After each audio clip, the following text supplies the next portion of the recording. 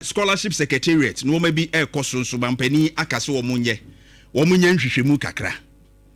And I think say is a call in the right direction.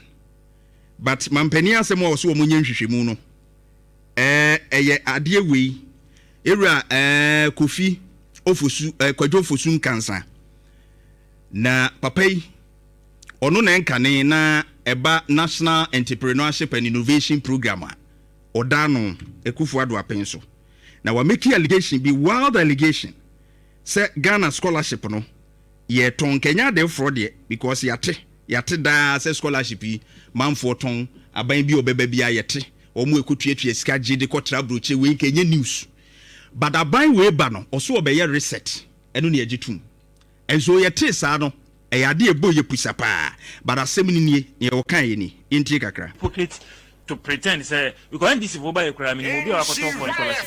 Oh yes. Papa no oni on that Facebook no. Bram Nhyira 104.5 Facebook page. Oh yes. Please. Say it didn't happen. Sure. Sani no. And Dr. Baumia say on BBC bio. It was the digitization. And on the delegates akasa o magina tum. I will not be a hypocrite to pretend say because this is over ekra me obi akoto foreign scholarship. Oh yes. I'm not talking about it.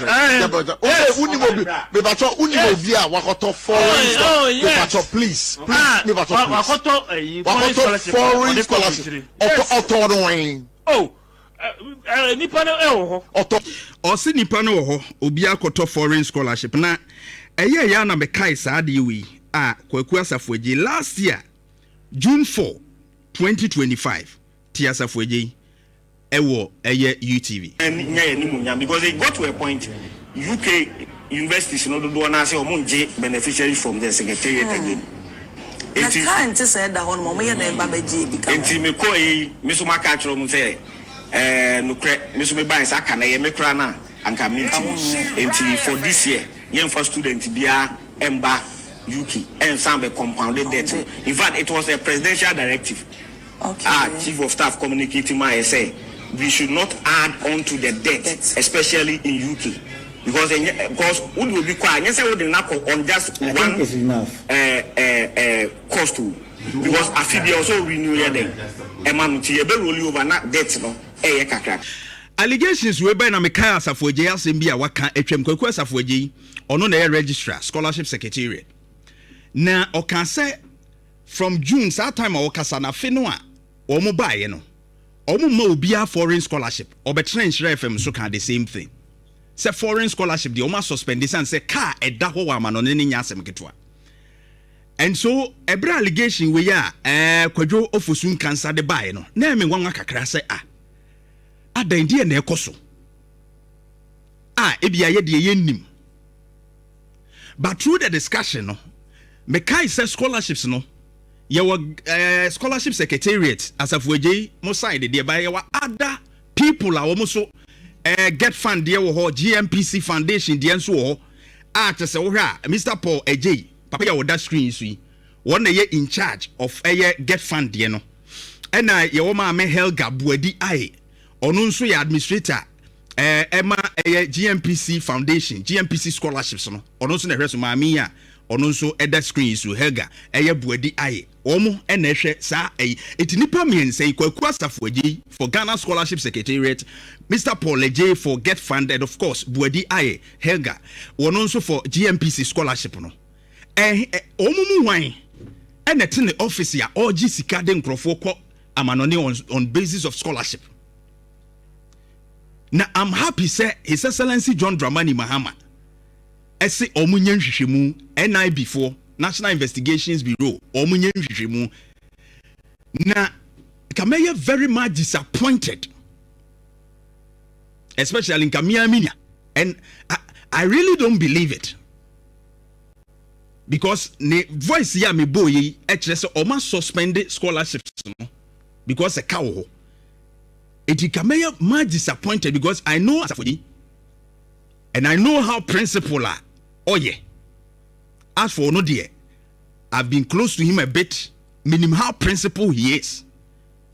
Paul AJ, any Helga Buadi Aye, I don't know them.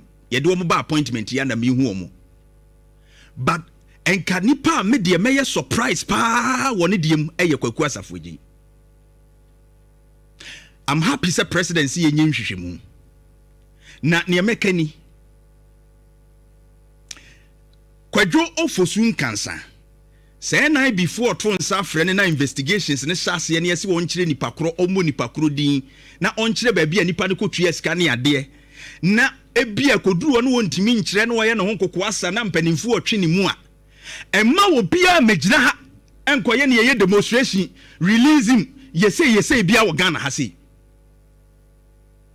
me say allegation no a wa make no say omo ton scholarship de nkrofo kwa abrochiri no se womo frɛ Kwadwo Fosun kansa NIB ni other investigative bodies de nimu a na papai ontimi improve ni ye na eduru se womo twe ne so na mmara ni dia yempese obia be ye nan na bia wo kurom ha because anu womo no a eduru mpempenso obi ase ya kan tra yetimi kan ye ko no me I think say ese etuotwa enti say ye no kura fine.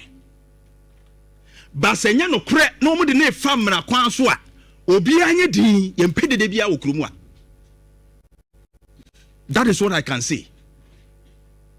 But to me, scholarship paton ne sa de no ye hu bi wo kurom anti no ma bi say ye ka me enye me nwanwa but de be me nwanwa ne say me I know Asafo to be a principled person. Sa de no me ni ma me nim no me nim say onye sa.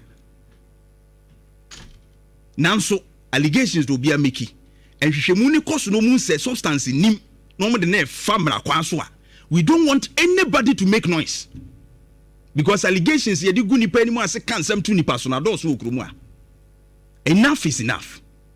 Eugene shortly na me come akokwa me de we de nkam ne bibia aka so we de me we de waka sema na akokwa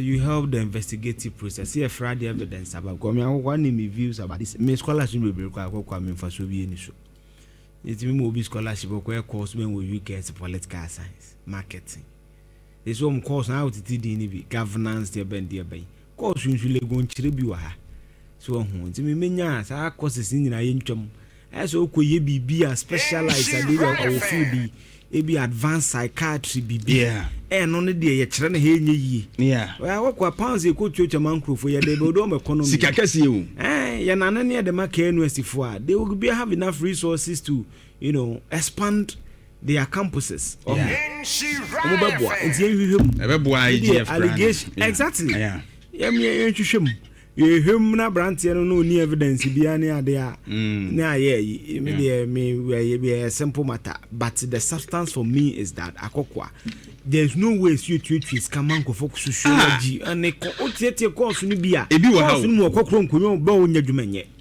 sanom kokro mo nko school no na sama ntia am stipend na de nto kwa adwuma no okoye no pebroni bia anyam no na so aya nya nkrata strategy na no se so manyum sesi a omanyuma bro boys no omanyum sesi a ne so mo ton cars nko school ntia boka akwa apa in the last 15 years some of them are school aban helm how many of them are returned to the country to contribute to national development how many of them surprising that no na Asafo ball list bi I was shocked exactly say wo mo de letters aba say ye ma wo mo that release na wo ntimi ntina wo nya adwuma no edoso no obo nya na da bi political science no e ba adwuma wen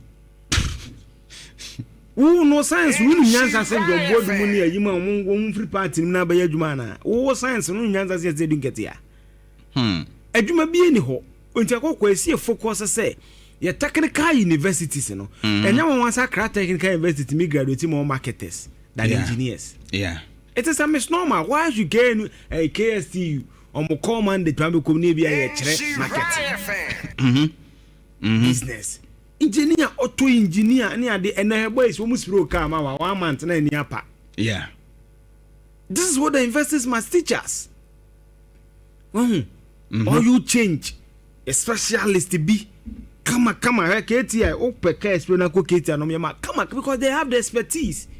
I want to see focus so marketing near you money and there and no you shouldn't dominate because the stage of development in here and you skilled labor. Then I make a yeah, masters. FPSO. Yeah.